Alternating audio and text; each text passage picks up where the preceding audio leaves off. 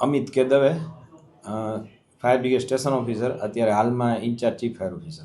ખાસ કરીને 31 ડિસેમ્બરની ઇવેન્ટ જુદી જુદી જગ્યાએ રાજકોટમાં થવા જઈ રહી છે.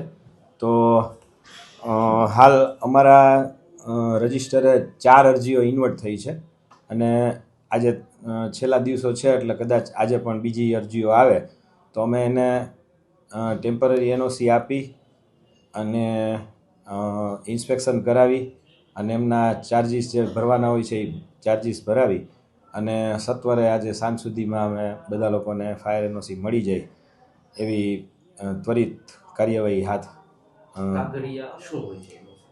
ખાસ કરીને કાગળમાં તો જે દિવસે એમને ઇવેન્ટ કરવાની છે એમનું સોગંદનામું, પછી ફાયર સેફ્ટીના જે સાધનો એમણે ભાડે રાખેલા હોય તો એમનો ભાડા કરાર, બરાબર, અને એમના બિલ કે સર્ટિફિકેટ કે એ સાથે એટેચ કરવાના રહેશે એમને.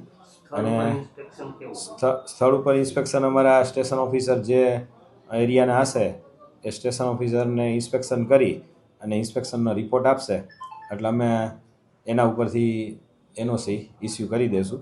અને સ્થળ ઉપર એમ લોકોને 6 કિલોના એબીસીના ફાયર એક્સટિંગ્યુશર, CO2ના 4.5 કિલોના ફાયર એક્સટિંગ્યુશર, પછી રેતીની બકેટ, પાણીના બેરલ, એ બધી જે પ્રાથમિક ફાયર સેફ્ટીના સાધનો છે એ રાખવાના હોય છે. અત્યાર સુધીમાં 4 અરજીઓ આવેલી છે અને બીજા આજે કદાચ આવે એવું દેખાય છે.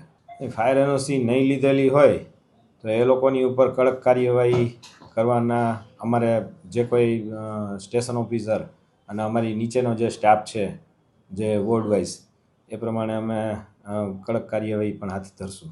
હા, આયોજન થતા હોય એ લોકો જે ફાયર એનઓસી માગે છે એમનું અમે પહેલેથી જ ચેકિંગ કરી અને પછી જ એનઓસી ઇસ્યુ કરીએ છીએ.